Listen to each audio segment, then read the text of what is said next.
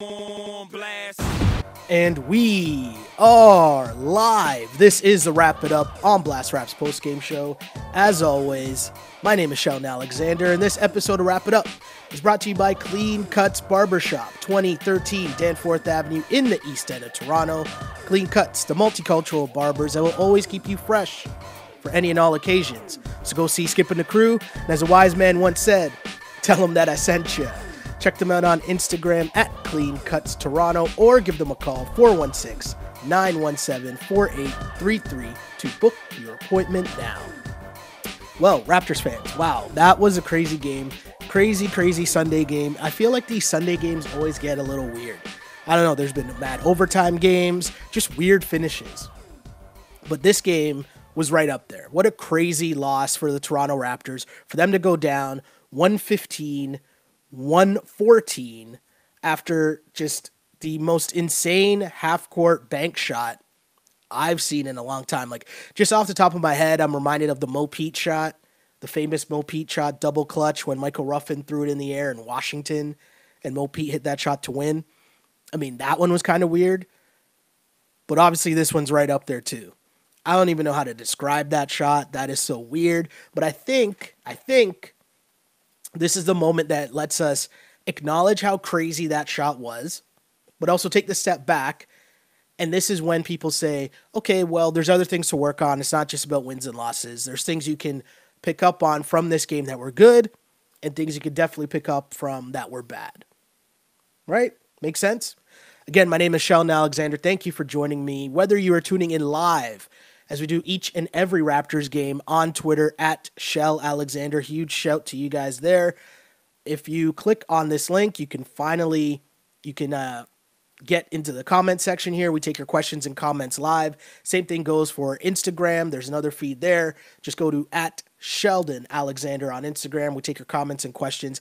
And of course, if you can't make it live, we got a podcast. It becomes available on iTunes, SoundCloud, Google Play, and of course, YouTube. Like and subscribe. Tell your friends, all that fun stuff. We got you covered however you want to listen. But as we get to this game, I guess the weirdest thing about this game is that this was only the third game in 74 that the Raptors have played this year. Only the third time this season that the Raptors had their full roster healthy, at full strength. Kyle Lowry was back in the lineup after missing 2 games with his bum ankle. But that gave you the starting lineup of Lowry, Green, Kawhi, Siakam, and Marc Gasol, which appears like that might be the starting lineup from here on out. But either way, a good sign for the Raps. And they came out in the first half, and they looked dominant in this game. They got out to a 12-point lead early. The offense, again, has been moving.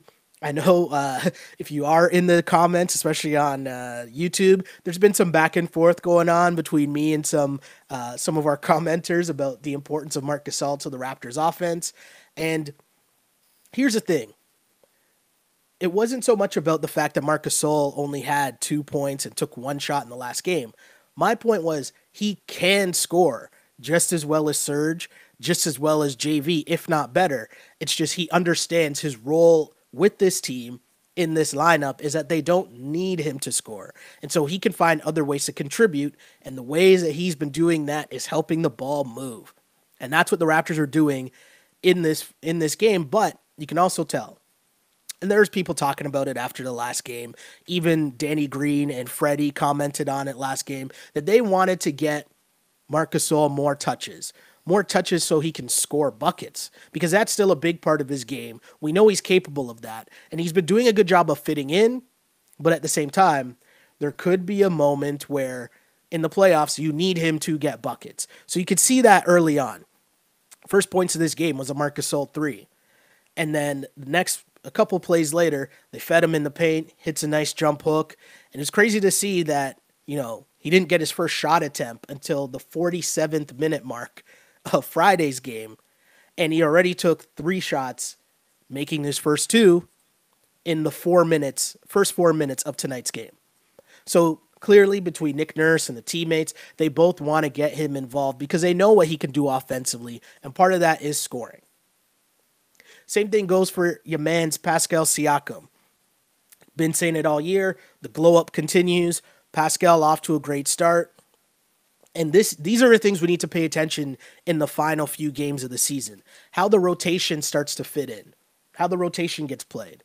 Because first subs, Fred VanVleet comes in for Lowry. OG came in for Pascal. Now, Nurse talked about trying to get Siakam and Kyle to play a lot with the bench to start the second and most likely with the fourth. So I'll be super interested to see how that will play out throughout the rest of the season and into the playoffs. How you divide up the bench minutes, how the starters, which starters will play together with the bench, and see how that works going forward. So saw the lineup of Kawhi, Marc Gasol, Danny Green, OG, and Fred VanVleet. Now, everyone's pointing to OG. OG did not have a good game at all. OG looked kind of lost. But in that first run, with the rest of that group, it was great ball movement. Kawhi driving, finds OG for an open three. And here's the thing with OG. He's almost got to simplify his game. Because we know what the potential is. We know what he's capable of. But the way that this team is made up, what they need from him is just to knock down open threes and be crazy aggressive on defense. They don't need him to dribble the ball. They don't need him to up fake, drive, or hold the ball. They need him to be ready to shoot. If he's not ready to shoot, move the ball and play crazy defense. That's what they need from OG. And there were times in this game where he was doing a little too much. And you can see that, and it's been a tough year for him. It's been inconsistent minutes. He's been in and out of the lineup. We obviously know about the stuff that's been going on with him and his family, like personal issues. So there's been a lot going on for a kid in his second year in the NBA, and also someone who started last year. So there's a lot going on here with OG, but he's almost got to dumb his game down and just focus on being ready to shoot, but no matter what, bringing that defensive intensity. That's mainly what they need from him, and especially from Norm Powell. Because everyone's going to talk about Norm scoring, and Norm scored well, and that's cool. But Norm came in that second half after not playing at all in the first half, which again, I think Nurse is just trying to give Jeremy Lin, give Patrick McCaw some time, see what he has there. I think that was all calculated. Knowing that Norm is in the rotation, Norm is going to be one of your bench guys for sure, but also Norm struggled a little in the last two games. So I think letting him sit for the first half, letting him relax, giving him a chance to just kind of watch and take a step back. That might have helped Norm a lot, because when he came in the second half, he was ready. He was very ready. He's playing defense, which, again, is the most important thing. And OG can look at Norm and even look at Pascal to a greater extent, but for sure, look at Norm and what Norm did in this game in terms of just making sure that he was ready defensively and turning his defense into offense.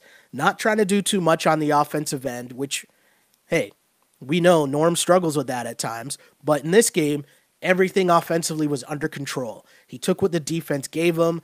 Even when he was driving to the basket, he drove under control. Definitely something for OG to learn from Norm, but also the reminder that we could be in a scenario where there's not many minutes for OG come playoff time. It's just a reality.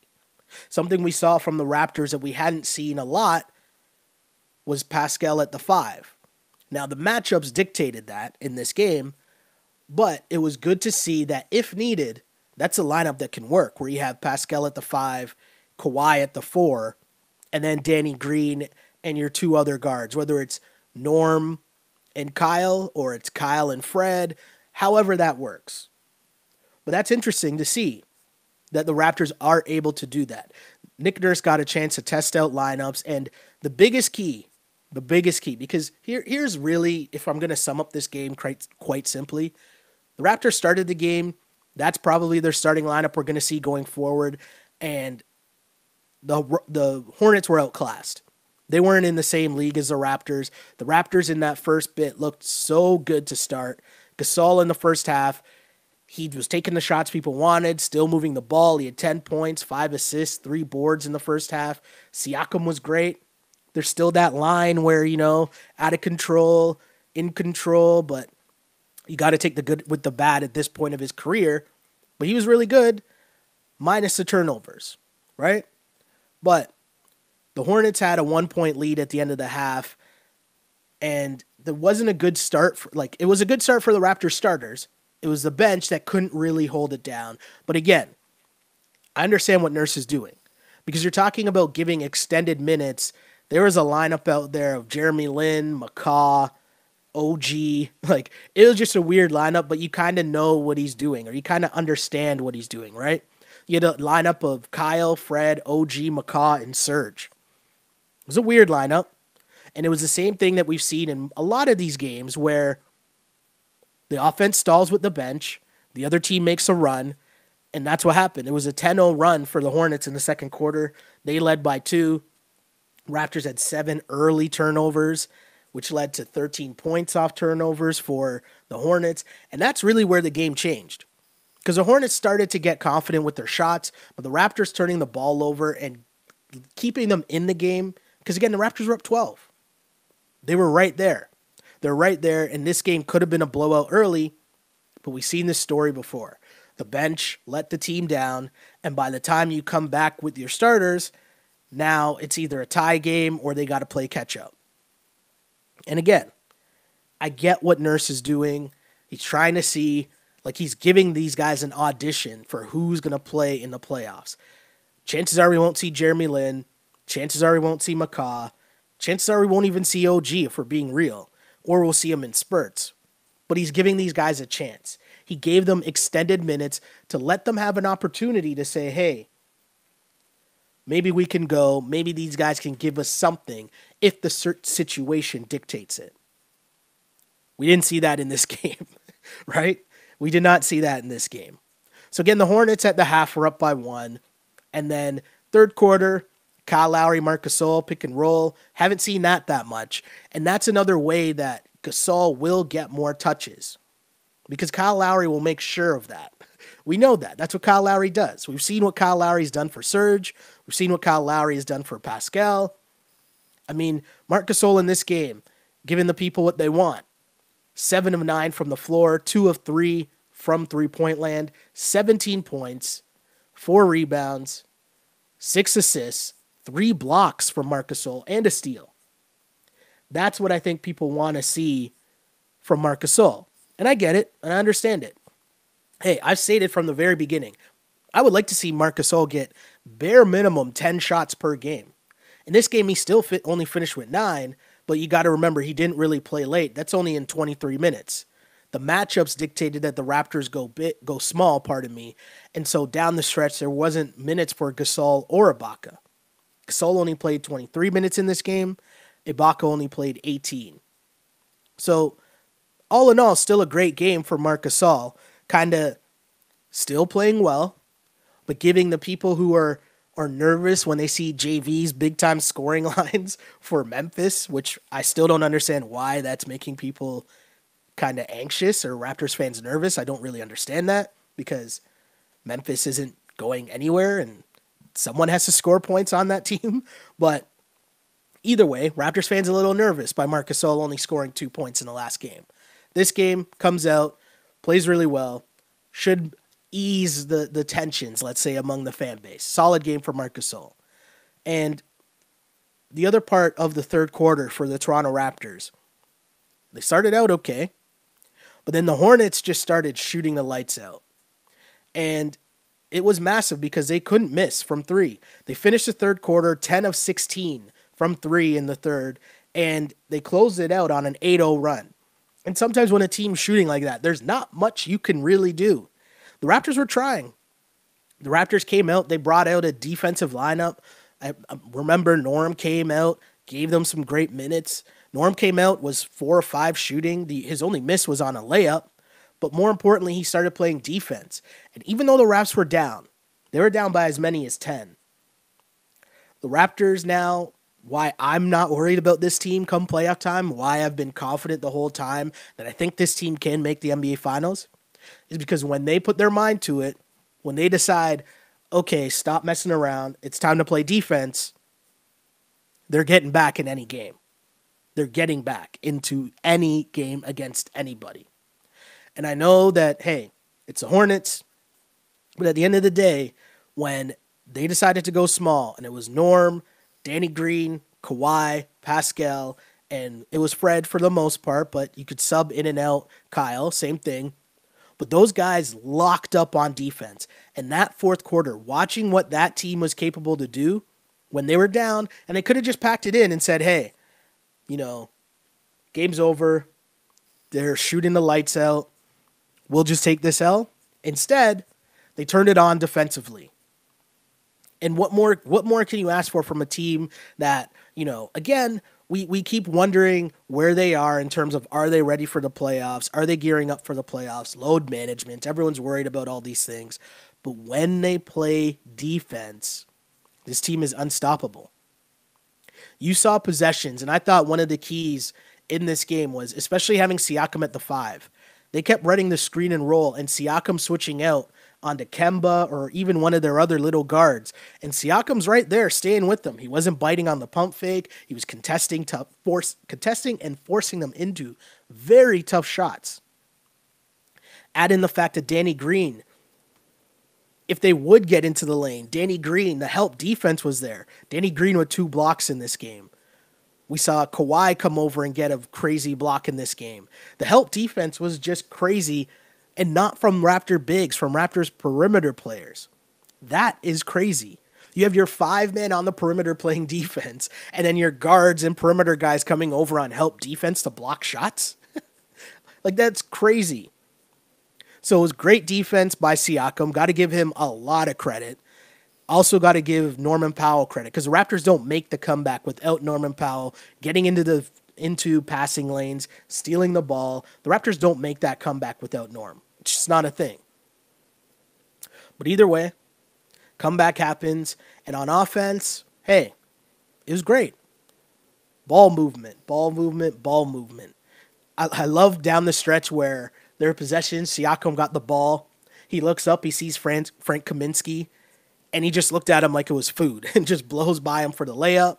But then next time down the floor, and this is part of maturation from Pascal Siakam, because he just took him on the blow-by the play before, and this time he looked up, could have taken him again, but instead he sees Kawhi cutting to the basket, finds Kawhi, Kawhi gets fouled, all part of the Raptors comeback.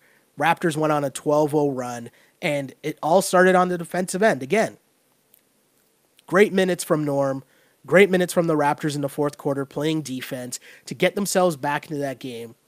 And then it just came down to late game execution, which Raptors were getting stops, and then the Raptors were also getting buckets. Kawhi Leonard did his thing again where he was getting buckets late, and you just lose on the most ridiculous play that, ridiculous play I've seen this season, at least.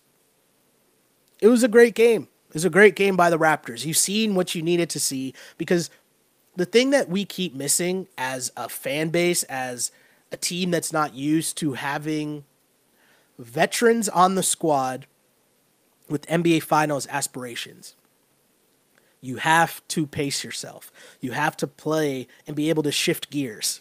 You have to, during the regular season, that's just what you have to do. Because you can't be going full tilt for the entire regular season. You can't be going full tilt when you're pretty much locked in to whatever your seeding is, which is second at this point. But you can't be going full tilt like that the whole game. But when you see it in spurts, when you see them decide, okay, we can play defense, you know that team is there.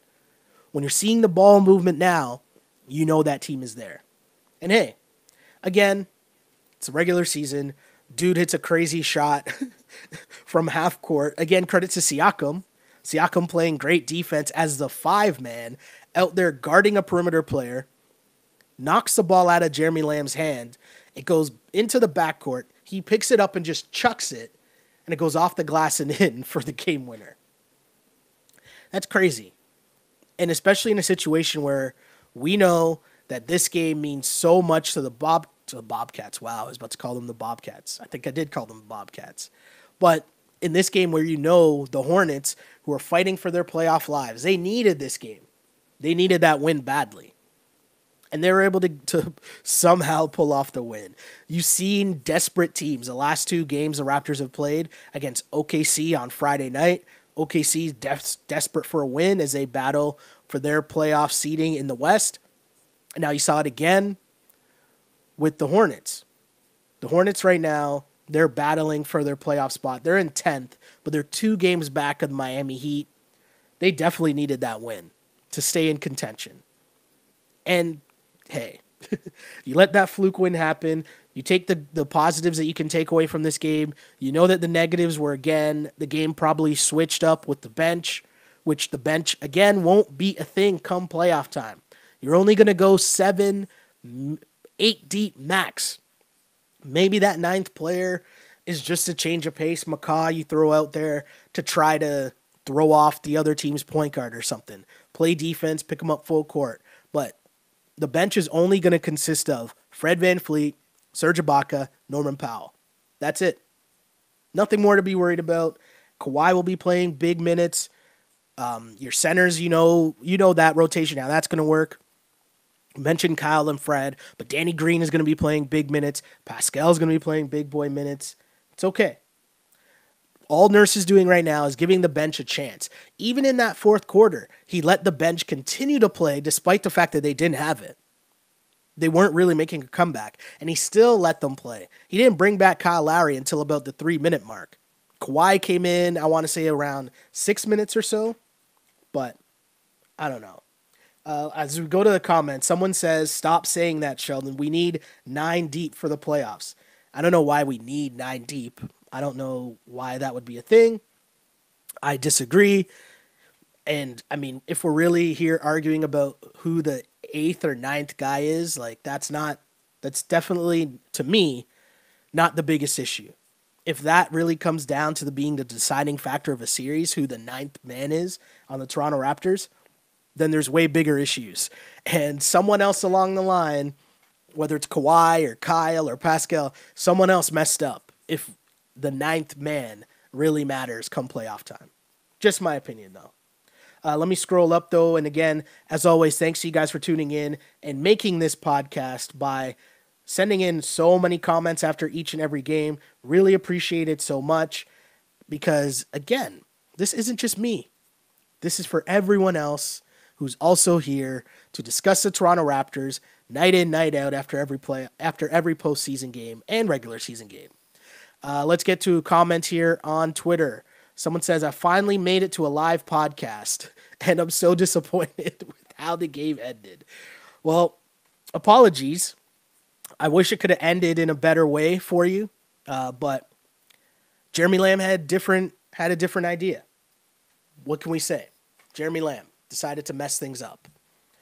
Let's see, more comments here. There's a lot of talk about OG going on here in the chat as I try to scroll up to the beginning because there's so many comments here on Instagram. Really appreciate you guys forever tuning in. Someone says, Shalom, Sheldon. Good to see the ball flow, but can't stand the turnovers. Agreed. There are a lot of turnovers in this game. Pascal Siakam led the team with 5 turnovers in this game. Kyle Lowry had 3 turnovers. Those are all early, though. If you think back to the second half, I believe the Raptors only had 3 turnovers in the second half. After such a terrible start in the first half, turnover-wise, you got to take the good with the bad. They're playing a little too loose in the first half, and when you lose a 1-point game, those things are the difference. More comments here. Emma says, whatever, I'm just happy they're all together again. Knocking on wood. I'm doing that too. It's okay. Good to see the Raptors healthy. I did get nervous, though. I want to say it was in the second quarter. Kyle Lowry drove to the basket, looked like he did a 2-foot jump stop, and kind of came up lame. And then he didn't really play for a while after that.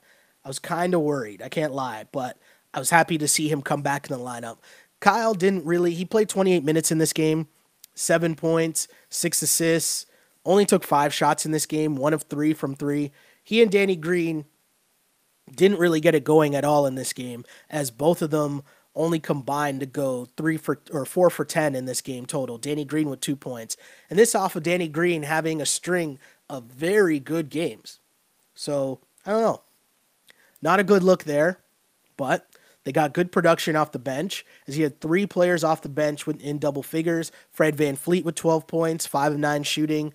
Solid game for Freddie leading the bench. Serge Ibaka with 10 points off the bench. And we mentioned Norman Powell with 10 points off the bench as well. So a good balanced attack from the Raptors. And if you look at what the starters did, namely Kawhi Leonard leading the way again with 28 points and 9 rebounds in this game. Also add in 3 assists, but Kawhi doing it in the same efficient way that Kawhi always does it. Same thing for Kawhi and Siakam. Kawhi, 10 of 18 from the floor. Pascal Siakam, 9 of 14.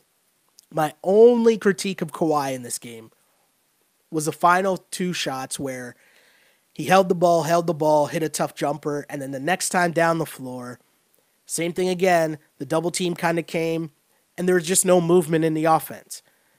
Everything was just focused on him. It would have been nice to see the ball movement and maybe him get the ball off of a pass and then make a move, or get the ball cutting to the basket. Just something a little different than him just standing there with the defense and everyone, all eyes on him, and just taking a tough jumper. But hey, again, if that's what we're coming down to, I'll live and die with Kawhi in crunch time, making decisions, taking the big time shots, because he's shown me that he is still one of the best players in this league. And this load management thing has just about been keeping him fresh, about keeping him healthy, about when something was coming. He talked about it at the end of Friday's game, about the job that the Toronto Raptors as an organization have done in terms of letting him heal. And when things became nagging, they understood and they let him take his time to rest and actually recover this season. So the spot that he's at, he's healthy. I can see that he's healthy. He's playing well. He's playing within the offense. There's a lot less ISO ball that we're seeing with the Raps. Siakam with 5 assists in this game. Kawhi with 3. Marc Gasol with 6 assists. Again, Kyle Lowry with 6. Everyone's passing the ball. Everyone's moving the ball. That's what you want to see from this Toronto Raptors team. And when it comes down to crunch time, if you got to live or die with Kawhi, I'm in with that. I'm okay. Someone says we got to stop overhelping. I'm questioning Nurse. I would advise you to not question Nick Nurse. I mean, Nick Nurse has done a better than advertised job this season.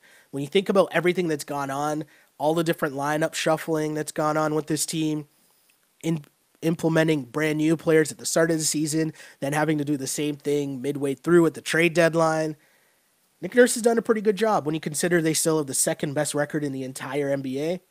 I have a hard time crushing Nick Nurse, but overhelping on defense, that's just defensive intensity. I'm okay with that. I'm okay with everyone running around and helping on defense. It's just they made tough shots. That happens sometimes. It's okay. Another comment from Instagram. We need to do something about the turnovers. I hope they really work on that. Totally agree. More comments. That shot by Jeremy Lin is a fluke. But, oh well, Hornets deserve to win this. I mean, the thing is, the Raptors played really well in the first quarter, and they played great in the fourth quarter to come back, but they really took their foot off the pedal in the middle of the game. You could tell Nurse extended the bench minutes, trying to let them play through the tough spell, and that was the difference in the game. So if you think about it in a normal circumstance, you would tighten up those minutes, you'd probably call a timeout sooner while the run was going down for the Hornets, and that just tells you he's okay with the outcome. And if you think about it, I mean, do you feel that much differently about this game if Lamb misses that shot and then the Raptors win? Do you know? Am I making sense here? Like, do we feel that much more differently about this game? Or more importantly, should you feel that much differently about this game because that shot at the end went in or out? Because to me, that didn't matter. I saw what I needed to see. Like, the fact that he hit that crazy shot, it's not the playoffs. It's the difference between the Raptors being 51-23 or 52-22.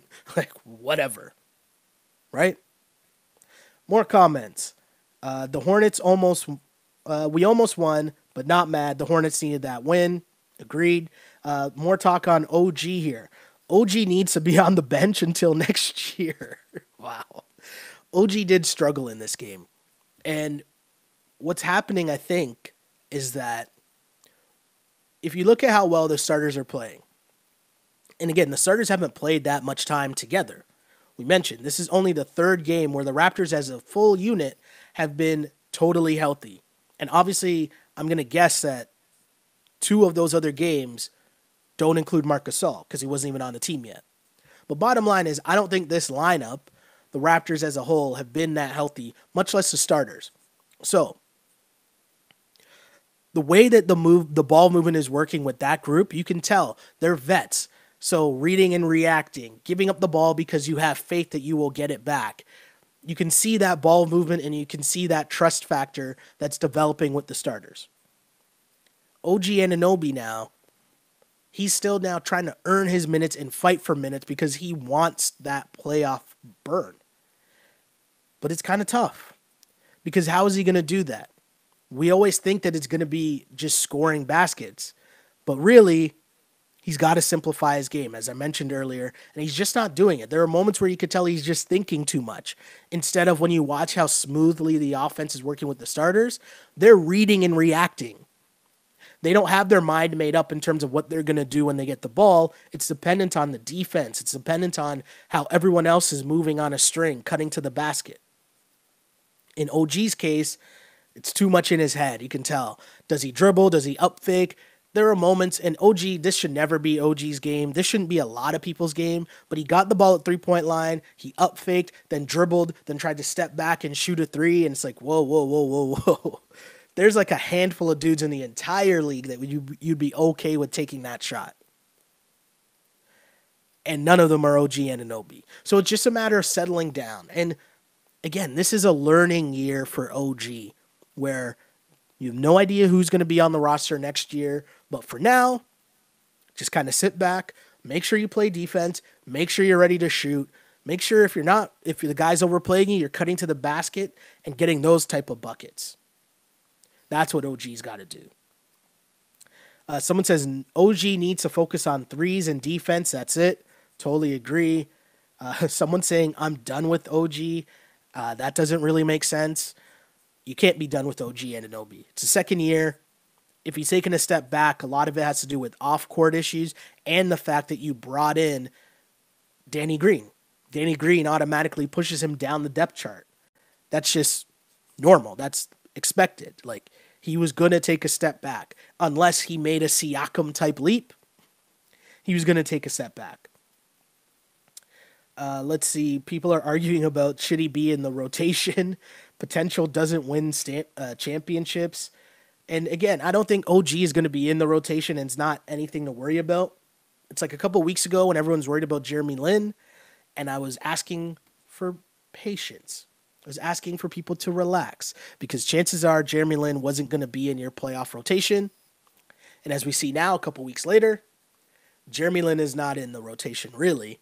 He's getting minutes, but he's not really in the rotation, right? More comments, though. OG needs to understand that his role is much different now with this roster. Totally agree. Someone says JV is missed on the offensive rebounds, so the Raptors need to step up in that department.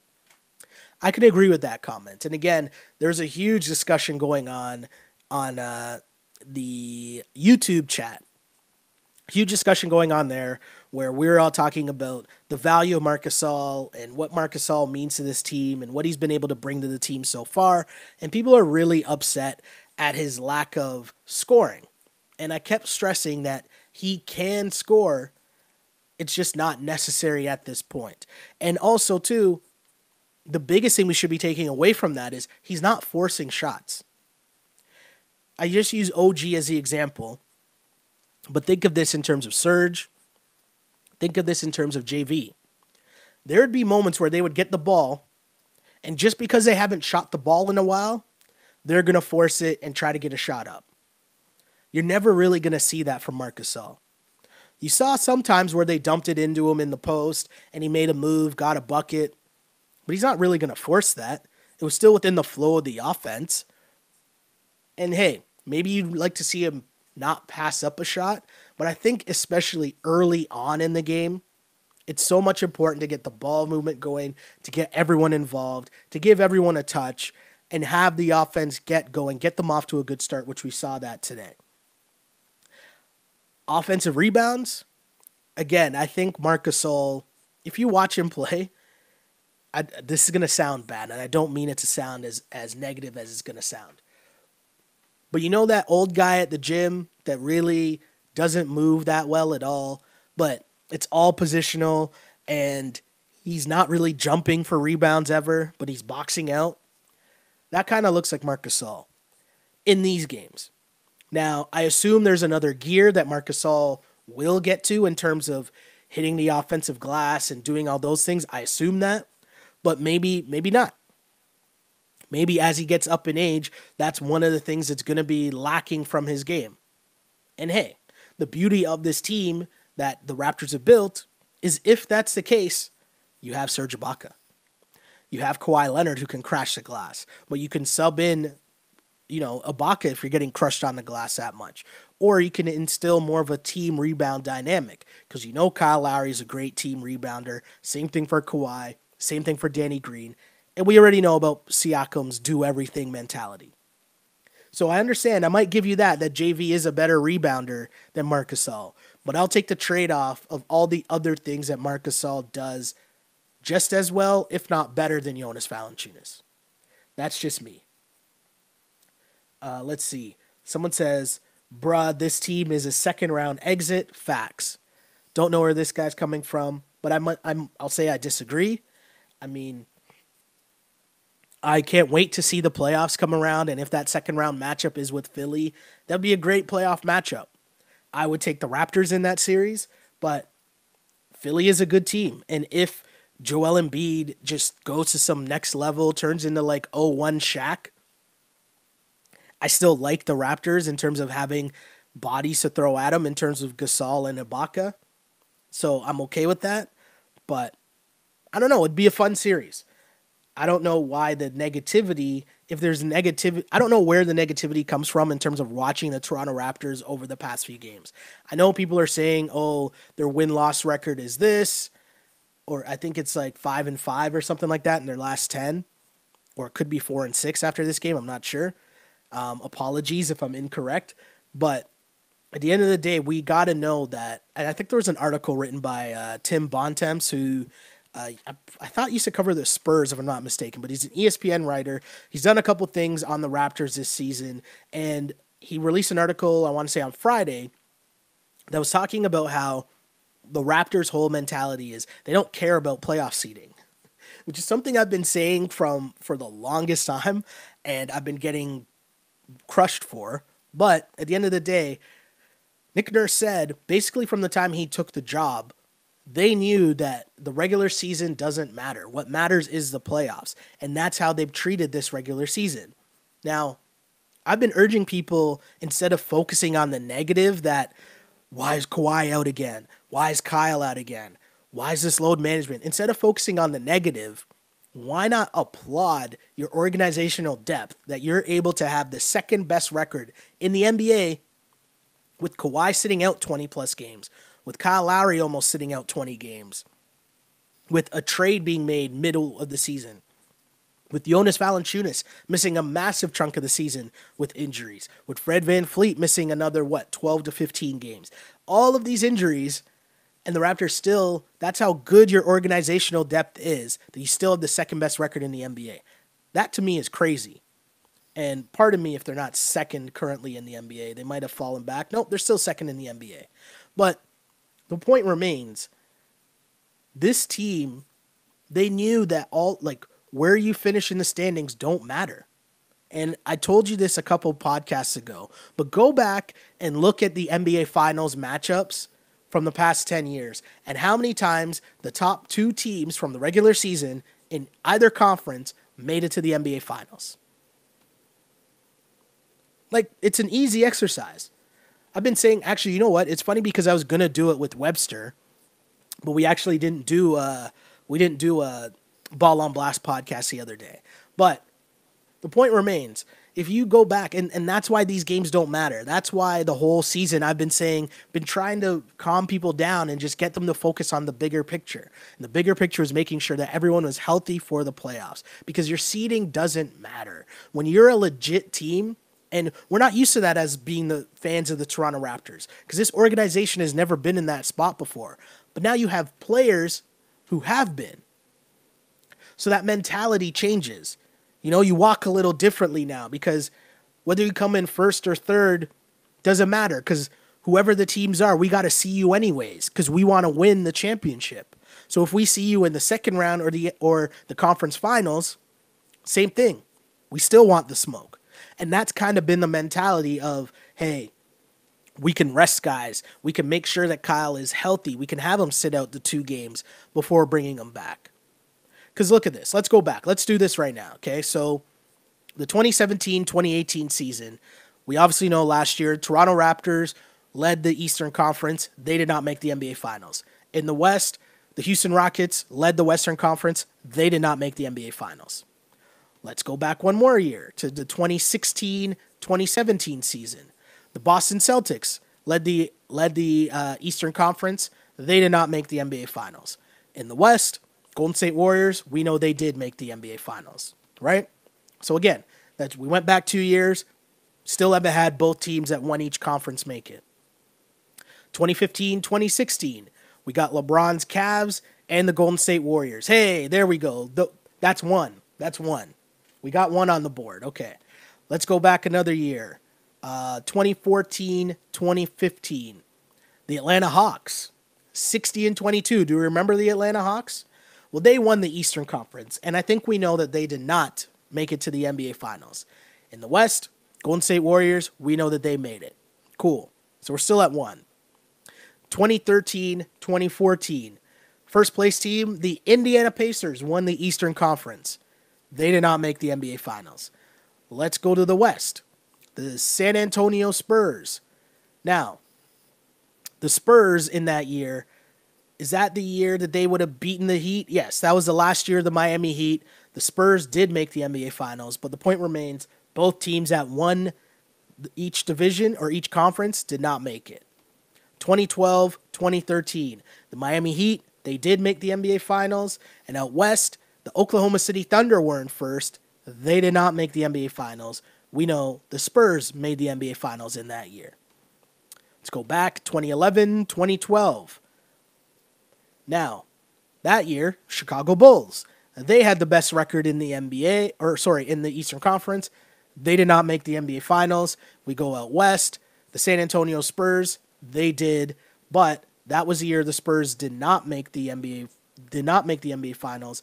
That year would have been the Oklahoma City Thunder. The first year I got my years mixed up. That year the Spurs did make it, but we know the Bulls didn't. So we're still holding court there, right? Even a year prior to that, we're in 2010, 2011. We got Miami Heat. We know they made the NBA Finals. They finished with the 2nd seed. And out West, we know that was the first year the Oklahoma City Thunder made it to the finals. They were in 4th that year. So again, the point remains, where are we now? Do we want to keep going with this? 2009, 2010? Because that year, the Cavs and the Lakers had the best records, and we know that we know that the Cavs did not make it because that was the LeBron exit year. So again, the point just goes to show, the seeding doesn't matter. If you are a team that has championship aspirations, we got to see you when we see you anyways. So it doesn't matter what seed you're at. And that's all we're seeing right now from the Toronto Raptors. It's just weird because we're not used to seeing that from this organization because following this team, we're not used to that. But Kawhi Leonard, Danny Green, Marc Gasol, even Kyle Lowry, Serge Ibaka, those guys know about now being in the playoffs and your seeding doesn't matter. They did that, been there, done that. I keep saying this, but they're not like the Milwaukee Bucks. All this happy to be here stuff in terms of having a great regular season, we're beyond that. It's about playoff success. That's what matters. Been stressing that. Hope y'all are listening. That's all I'm saying. Let's finish with a couple more comments before we wrap things up here. But Tanner James SC says that Fred, Danny, Norman, Pascal, Kawhi lineup looked incredible. The switchability on defense is amazing. Totally agree. And hey, those are the things that Nick Nurse is going to be using these last couple games for. And he's going to give a little sneak peek because you don't want to give out all the secrets, right? You just want to be able to know that that lineup can do it, but you don't want to give up all the secrets. But he can reach into his back pocket and pull that out when you're down and you might need to make a little run, turn up the defense a little as it laces them up, let's say. Can't wait. Can't wait for the playoffs. There's so many more comments here. I'm going to try to scroll to the end to try to pick up some more. Someone says, I love what I've seen from Norm Powell all season. Leaves me wondering why he fell out of the rotation last year. I don't know. Norm was just inconsistent. And Casey strikes me as a guy who, if you're in the rotation, you're in the rotation. And once you're out, you're going to have to work really hard to get back.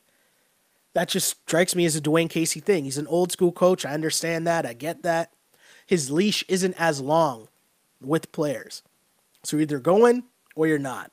And if you're not, good luck to you trying to get back in. But Norm's gotten a chance this year, and he's done a really good job, I think, all season long in terms of being super aggressive, in terms of aggressive on defense. And his three-point shooting has been very good. He's shooting it with confidence, and he's taking what the defense gives him. He's not always just going to shoot. Sometimes he's going to drive to the basket, maybe make the pass, or take it all the way in, but he's under control. He's not just barreling full speed where you'd see him take charges or, get charges taken against him because he's out of control going to the basket. So shouts to Norm. Totally agree. Another comment. Second chance points have been a big issue all season. Totally agree with that. That is something they do have to tighten up come playoff time. Everyone's got to get on the boards. And hey, when Kawhi and company lace it up for come playoff time, hopefully that's one of the things that they take care of. We'll see, though. I hope so. Len says, I can't even be mad at that game-winning shot. Basketball gods were in the Hornets' favor. Yeah, that happens sometimes. I can't even be mad. And that's why I keep trying to stress that mentality of, hey, it's a regular season. You're looking for positives throughout the game. You want to see the team, you want to see the ball movement continue. You want to see everyone on the court healthy. You want to see those things. Those things are way more important than the actual win or loss. And the fact that you saw this team lock down on D, you saw the ball movement continue, cool. Offensive rebounds in Charlotte had 16 more shot attempts. Similar last story. Maybe an issue, but can't be mad at the game, though. Hornets shot the lights out in the third quarter, and it was a crazy shot.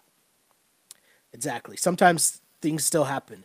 K2 Saunders says, this was an experimental game, but we still need to get these dubs if we want to make the finals.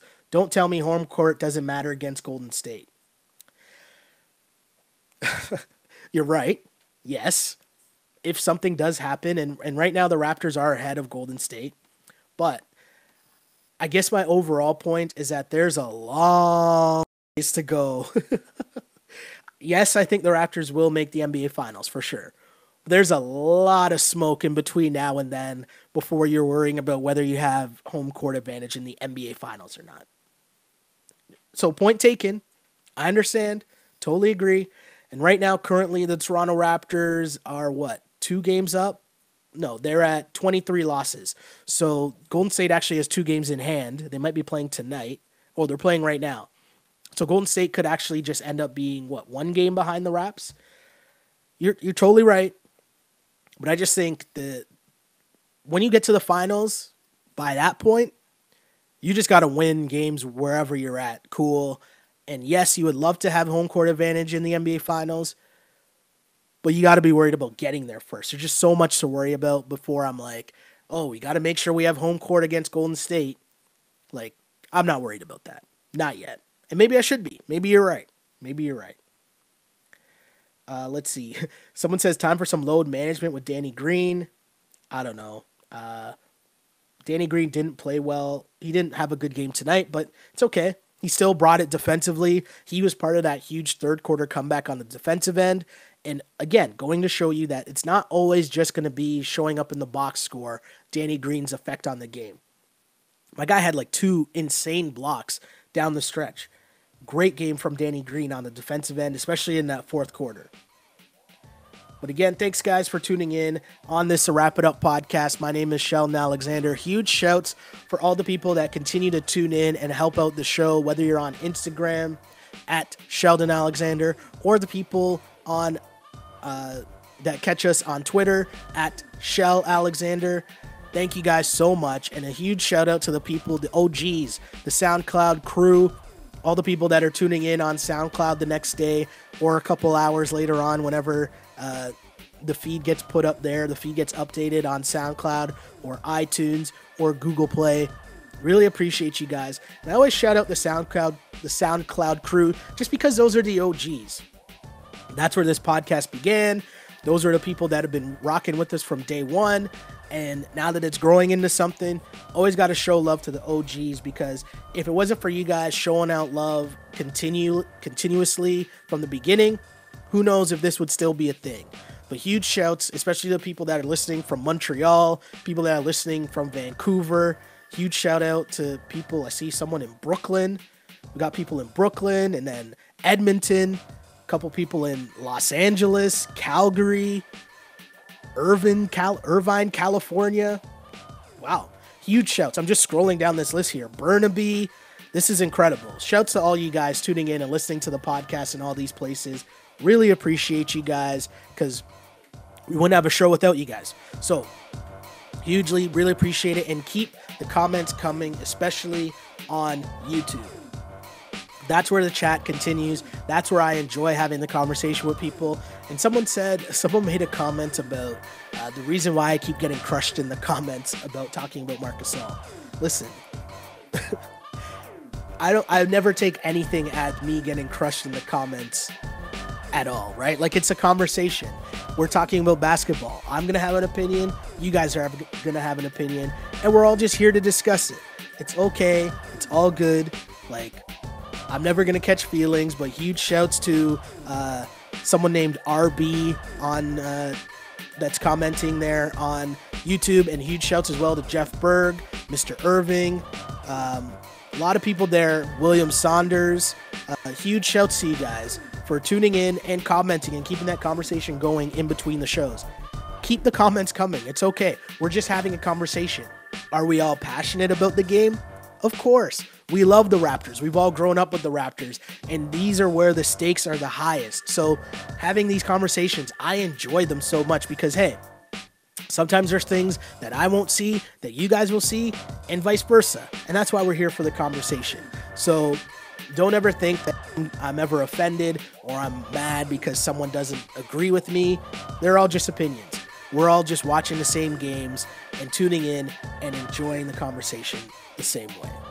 So again, greatly appreciate you guys. Huge shouts. And it's a weird week for the Raps. They got a couple games against the Knicks and Bulls this week.